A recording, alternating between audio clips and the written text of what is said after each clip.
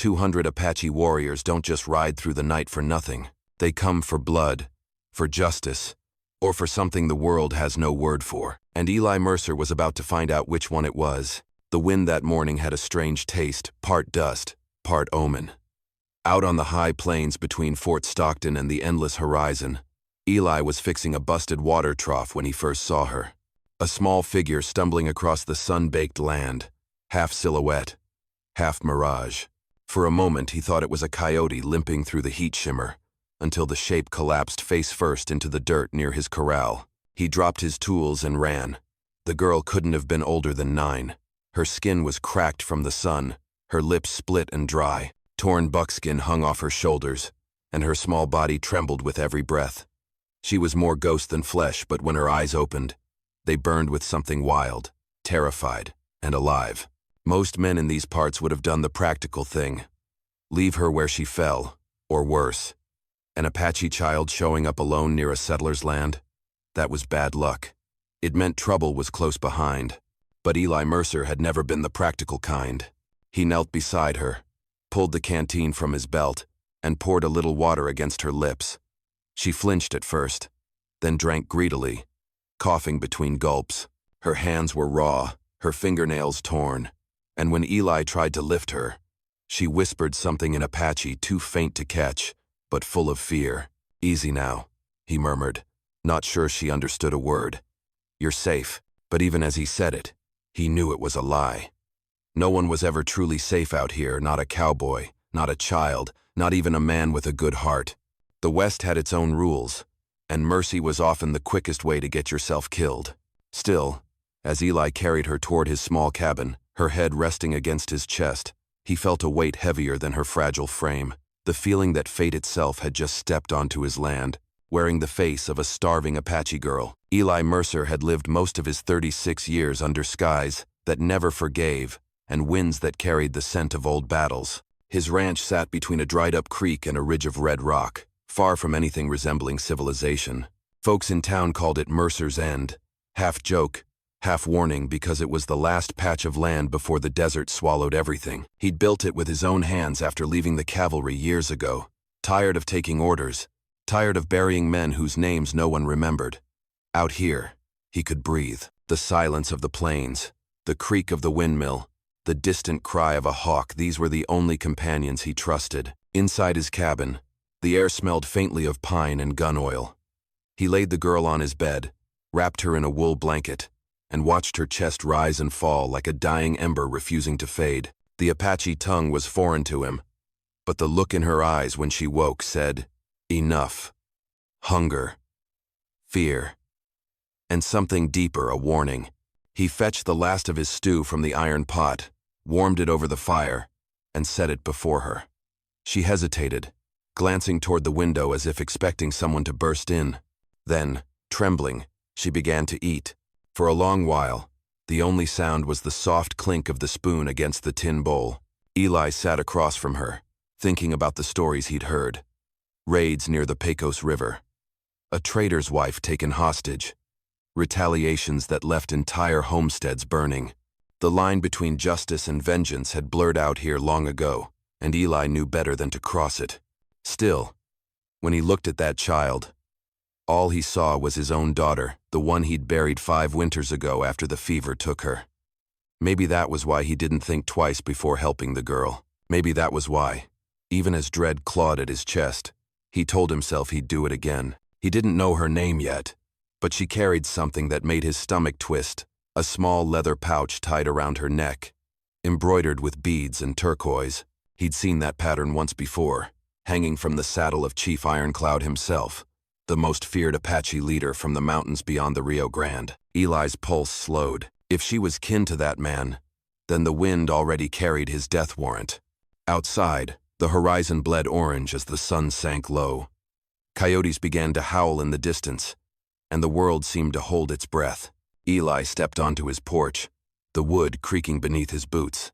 He stared out toward the desert, feeling the same unease that had haunted him all day. A vulture circled far above, silent as a curse. He whispered to himself, half prayer, half confession, "Lord, I just wanted to help a child. But the wind offered no comfort, only the promise that something was coming. The next morning broke harsh and colorless. A cold wind swept through the plains, rattling Eli's fence posts and whispering across the dry grass. The girl, she couldn't have been more than 8 or 9, slept fitfully in his bed, mumbling words in Apache that he didn't understand. He sat by the window, polishing his revolver out of habit, eyes drifting between her and the endless horizon.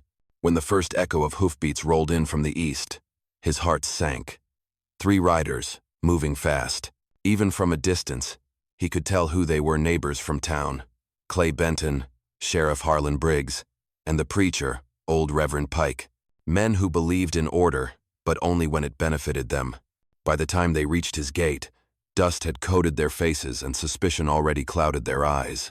Clay called out, his voice rough with morning whiskey. "Eli, you best come out here. Got something needs talkin'." Eli stepped onto the porch, rifle leaning against the wall. "Morning, Clay. Sheriff. Reverend." Harlan's tone was sharp. "Word's gone round there's trouble brewing down by the canyon. Apache raiders been sighted again. One of Chief Ironclad's kin went missing after a skirmish 2 days back." Eli said nothing. The wind carried the smell of horses and dust, and in the silence, the sound of the girl stirring inside felt like thunder. Reverend Pike squinted past Eli's shoulder, his wrinkled face tightening. "You got company, son?" Eli's hand twitched. He thought of lying, of saying he'd been alone all week. But these men weren't strangers.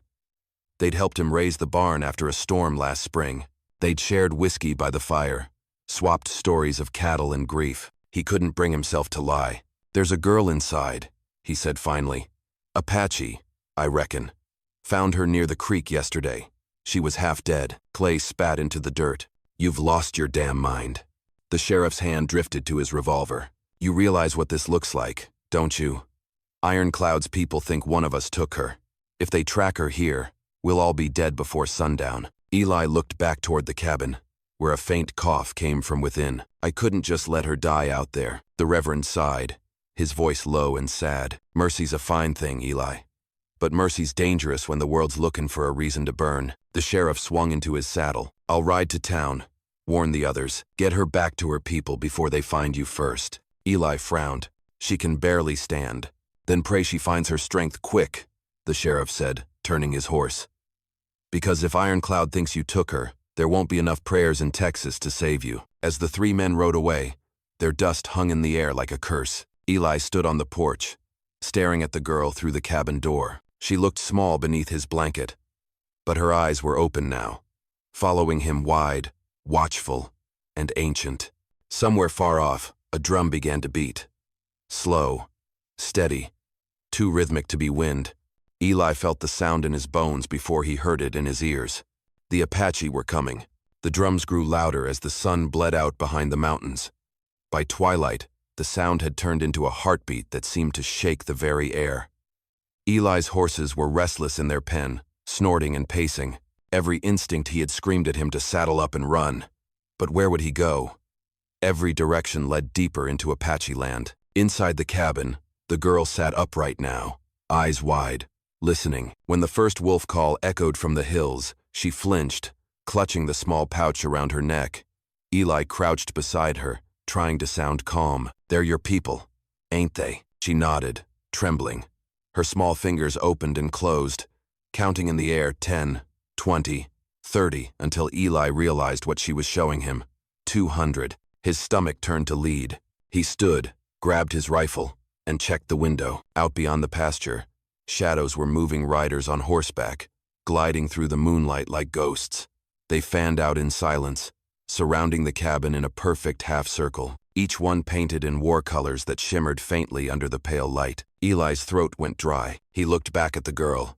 She was whispering in Apache, rapid and fearful, pointing toward the door. Then she drew her finger across her own throat, a warning. "Stay here," he said, knowing she wouldn't understand the words but hoping she'd catch the tone. He stepped outside slowly, rifle in one hand, the other raised. The air was still except for the creak of saddles and the soft breathing of horses.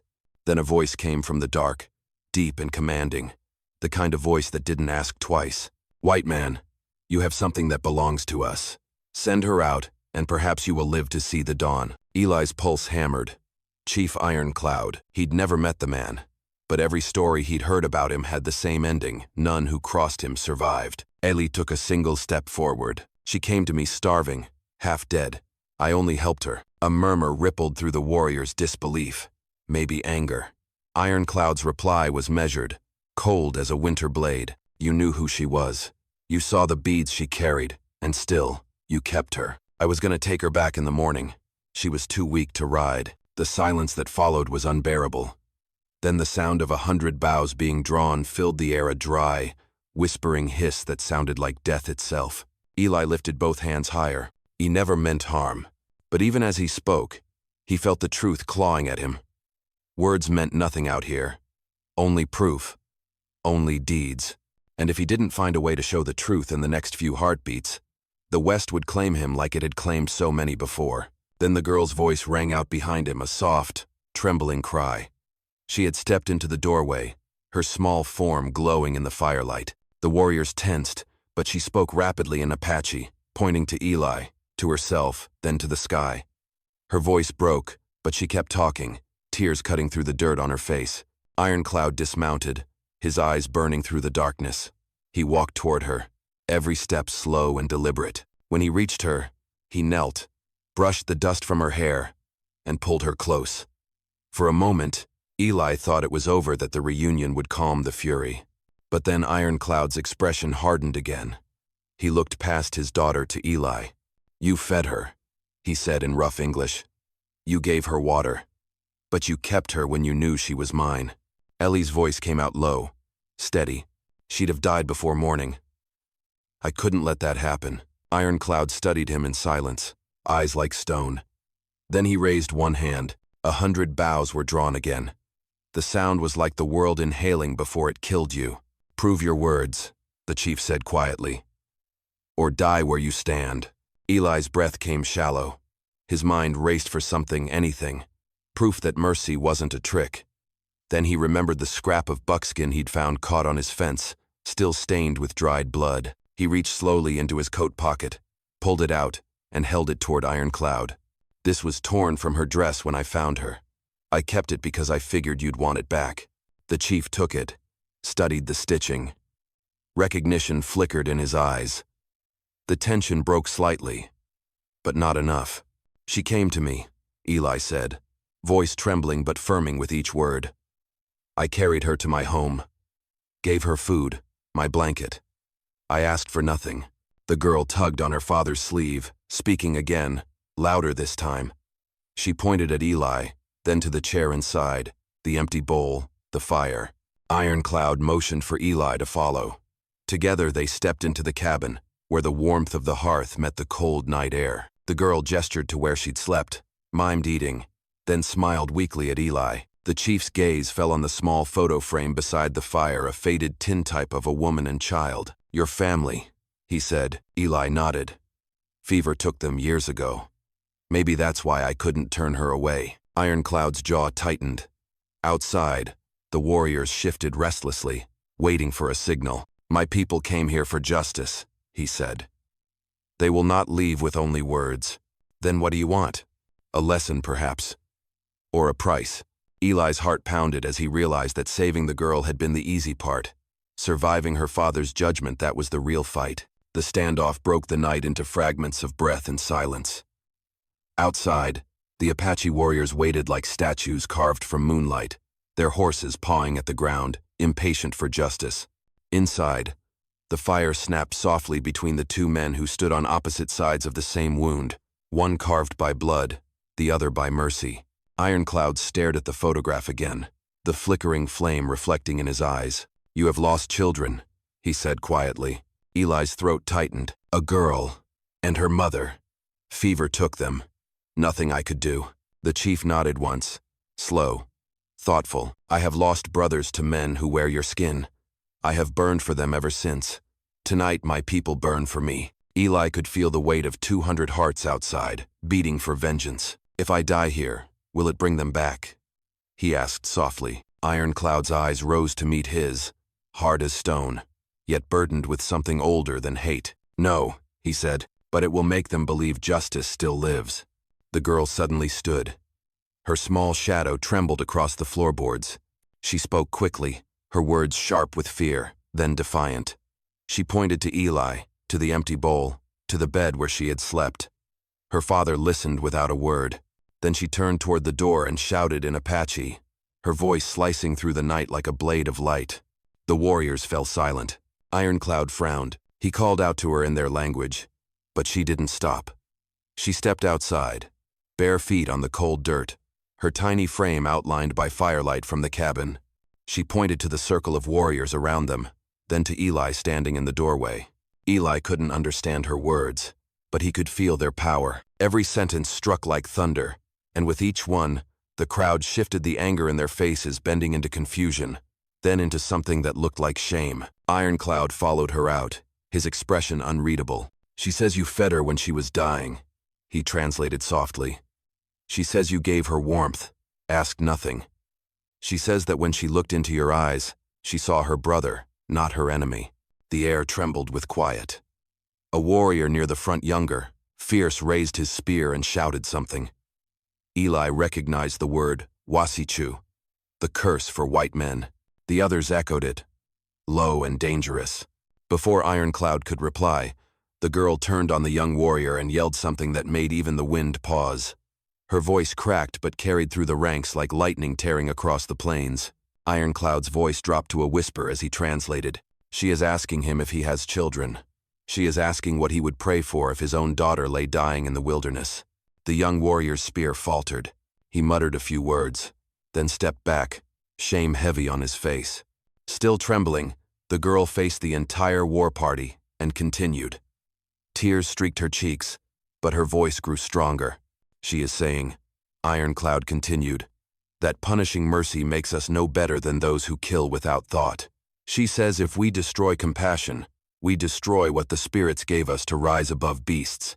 The silence that followed was complete, the kind of silence that belongs to sacred ground. Even the wind seemed to bow its head. Then Ironclad lifted his hand slowly. The warriors lowered their weapons. 200 arrows, once hungry for death, now pointed to the earth. The chief looked at Eli, his face carved in shadow and fire. "My daughter speaks truth," he said. "Tonight she has shown me what I have forgotten, that mercy is stronger than vengeance." He turned to his warriors. "But mercy does not come without a price." Eli tensed. "What price?" Ironclad's eyes held his. "You will come with us. Stand before the council in our village. There, among my people. You will answer for what you have done, not with your blood, but with your soul." Eli exhaled, half in fear, half in relief. "And if they don't believe her?" Ironclad mounted his horse. "Then your death will be clean, and your mercy remembered." The girl reached for Eli's hand. Her fingers were warm, steady. Eli looked back once at his cabin, the only home he'd ever known, then at the endless horizon burning under the moon. He took a breath and followed them into the night. The sound of hooves swallowed the wind, and somewhere in the darkness, the drums began again, not the rhythm of war this time, but of something older, gentler, and harder to name. They rode for hours beneath a bruised sky, through ravines that whispered and canyons painted by firelight. The trail wound deep into the heart of Apache land, a place no settler ever returned from. Eli said nothing. The girl rode beside him, her small hands clutching the reins of a borrowed horse, her eyes fixed ahead as if she'd already seen this path in dreams. When they crested the final ridge, the valley below flickered with dozens of campfires. The Apache village lay like a heartbeat in the desert, alive with shadows and drums that spoke in a language older than any prayer Eli had ever known. As they entered, whispers followed them. Faces appeared in the glow, men painted for war, women holding children close, elders sitting by the fire, silent and watchful. Eli dismounted when Ironclad gestured. His legs were stiff, his throat dry. The chief led him toward a circle of stones where 7 elders sat in half-light, each one weathered by time, their eyes dark as riverbeds. The girl walked beside her father, head held high, though her hands trembled. Ironclad raised his staff. "This man," he said, "brought my daughter back from the edge of death.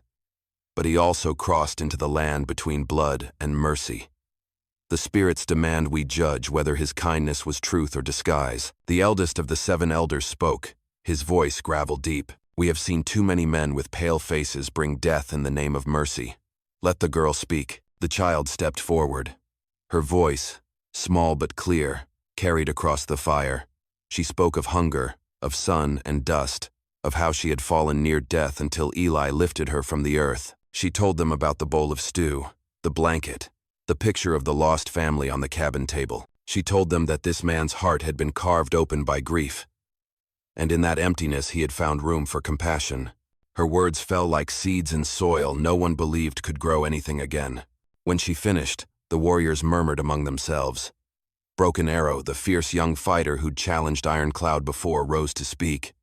His voice cracked with emotion as he turned to the council. "We came to take his life," he said. "But my spirit finds no peace in that. If the spirit sent him to teach us mercy, then killing him would silence that lesson." The elders conferred in whispers. The old one finally stood, his back bent, but his eyes bright with something fierce and kind. "The spirits test us tonight," he said through Ironcloud's translation. "Not to see if we can fight, but to see if we can forgive." He turned to Eli. "You will not die here, white man. You will live under the protection of this tribe. No Apache will raise a weapon against you or your land." Eli bowed his head, his voice rough. "I don't know what to say." "Promise us one thing," the elder said. "If ever one of our people comes to you hungry or lost, you will feed them as you fed this child." Eli's voice broke as he answered, "I swear it." The girl smiled, a single tear sliding down her cheek. She reached for his hand, whispering softly in broken English, the first he had ever heard from her lips. "Thank you for saving me. Now I save you." The circle of warriors echoed her words with a hum that rose into the night, half chant, half prayer. For the first time since his wife and daughter died, Eli felt the knot in his chest begin to loosen. As dawn bled across the horizon, Ironcloud approached him once more. "Go," he said. "The spirits are watching. Let them see that a man's heart can be truer than his skin." Eli mounted his horse. The girl waved, standing beside her father, the first light of morning turning her hair to gold. When he rode back toward the open plains, he no longer felt the weight of fear. Behind him, the valley glowed with the light of fires that no longer burned for war. He didn't know it then, but his cabin would one day become the bridge between two worlds, a place where Apache and settlers shared food, laughter, and stories instead of bullets. And every year, on that same morning, the girl, grown now into a woman of strength and grace, would ride to Mercer's End to break bread with the man who had once carried her from death to life. Years rolled on, soft and merciless as the prairie wind. The desert never forgot, but it forgave in its own quiet way. Eli Mercer grew older beneath that same sky, the lines on his face deepening like the scars of the land itself. The world around him changed. Railroads came, fences rose, and towns spread like restless fire across the plains. But his small cabin at Mercer's End stood untouched, a lonely outpost of memory between two worlds that once tried to kill each other. Sometimes he would sit on the porch as dusk fell, his hat tilted low, a mug of coffee cooling in his hands, and listen to the wind. If you listened long enough, it still carried the faint rhythm of those old Apache drums. But now, they didn't sound like war. They sounded like a heartbeat. People came and went through his life, cowboys passing through for water, traders seeking safe ground. Now and then, Apache travelers stopped by his gate, never armed, never afraid. They would bring herbs, blankets, a carved token or two, and share his fire for the night. No words were needed. The silence between them said enough. Once each year, when the grass turned gold and the air grew still, she came. The girl he had found half dead under the burning sky, no longer a child, but a woman whose strength matched her father's pride. She carried her people's stories now, and her voice bridged what the bullets once broke. They would sit together by the fire, sharing bread, their faces lit by the same glow that had once divided them. She called him Shiiwa'i, old friend, and he called her Little Dawn. Sometimes they spoke of that night, the fire, the arrows, the fear that could have swallowed them all. But most times, they just sat in silence, listening to the coyotes and the wind moving through the grass. Eli never sought fame, nor forgiveness, nor the legend that would later grow around his name. He only wanted peace, and somehow, in the most violent corner of the world, he found it. When he died, at 73, he was buried under a lone cottonwood tree overlooking the creek where he had first found her. No marker, no words, just the wind whispering through the leaves.